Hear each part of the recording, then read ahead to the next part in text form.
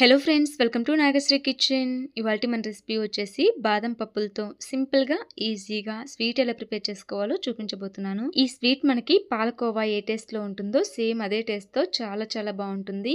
So మరి ఇంకా late చేయకుండా బాదం పప్పులతో చాలా సింపుల్గా స్వీట్ ఎలా ప్రిపేర్ చేసుకోవాలో ప్రాసెస్లోకి వెళ్దాం. ముందుగా గ్యాస్ మీద ఒక బౌల్ పెట్టుకోండి. అందులోకి సగానికి వాటర్ పోసుకొని ఈ వాటర్ని రోలింగ్ బాయిలింగ్ అయ్యేంత వరకు మరిగించాలి. ఇలా వాటర్ మరిగించిన తర్వాత గ్యాస్ ఆఫ్ చేసేయండి. గ్యాస్ ఆఫ్ చేసి బాదం పప్పుల్ని 1 కప్పు దాకా వేసుకోండి. ఇలా 1 కప్పు బాదం పప్పులు వేసుకొని ఒక 5 మినిట్స్ పాటు మూత పెట్టి పక్కన ఉంచండి. ఇలా 5 మినిట్స్ తర్వాత మూత తీసి ఈ బాదం పప్పుల్ని నార్మల్ వాటర్లో వేసుకోండి. ఇలా నార్మల్ వాటర్లో వేసుకోవడం వల్ల కొంచెం చల్లగా అవుతాయి. ఇలా చల్లగా అయితే పైన పొట్టు ఈజీగా తీసేసుకోవచ్చు. చూడండి పొట్టు ఎంత ఈజీగా ఊడొచ్చేస్తుందో. ఇలా బాదం పప్పులన్నీ కూడా పొట్టు తీసేసి పప్పుల్ని సపరేట్ చేసేయండి. ఇలా రెడీ చేసుకున్న బాదం పప్పుల్ని హాట్ వాటర్లో వేసుకోవాలండి.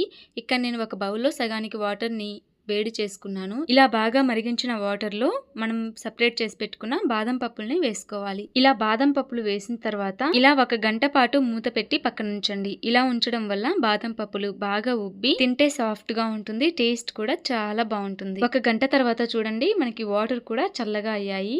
ఇలా వాటర్ చల్లగా అయ్యేంత వరకు చేత్తో పట్టుకోవడానికి వీలుగా ఉండేంత వరకు కూడా నానబెట్టుకోండి, సరిపోతుంది. ఇలా మంచిగా నానిన బాదం పప్పుల్ని వాటర్ తీసేసి మిక్సీలో వేసి మిక్సీ పట్టుకోవాలండి. ఇక్కడ నేను మిక్సీలో ముందుగా పంచదారని మిక్సీ పట్టుకొని పౌడర్ రెడీ చేసుకొని పక్కన పెట్టేశానండి.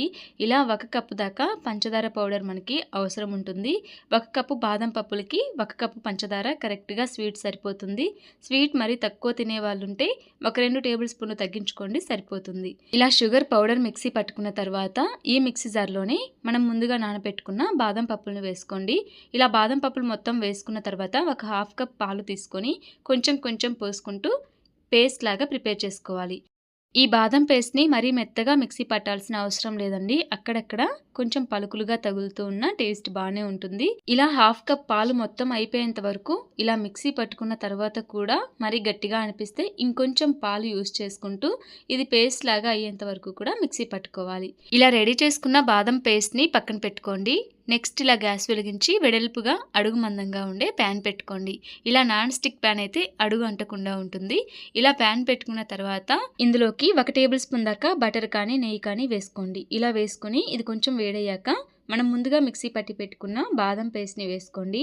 ఇలా బాదం పేస్ట్ మొత్తం వేసిన తర్వాత పంచదార పౌడర్ ఉంది కదా, ఆ పౌడర్ని కూడా వేసుకొని మొత్తం కూడా కలిసిపోయేంత వరకు అడుగు అంటకుండా మంచిగా కలుపుకోండి.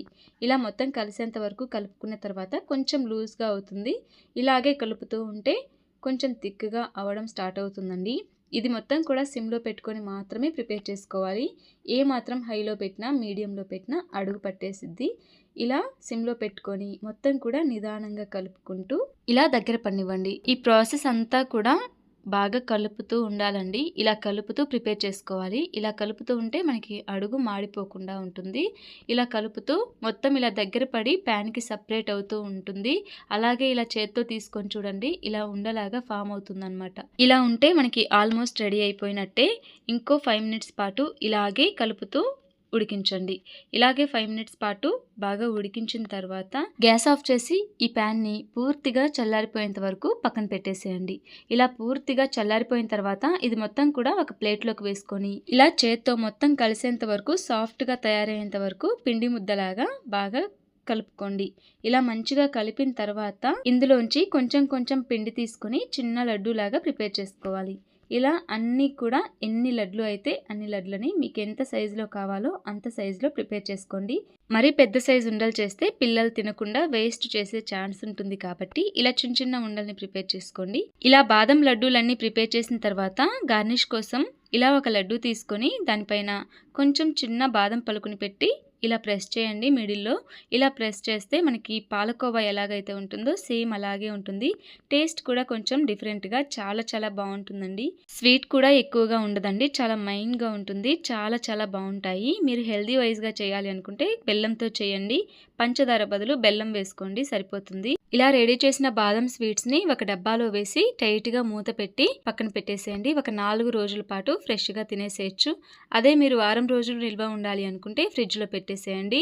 ఇలా మీకు నచ్చినప్పుడు తీసుకొని హ్యాపీగా తినండి. పిల్లలకి కూడా రోజుకు 2 ఇవ్వండి, చాలా హెల్దీగా ఉంటారు.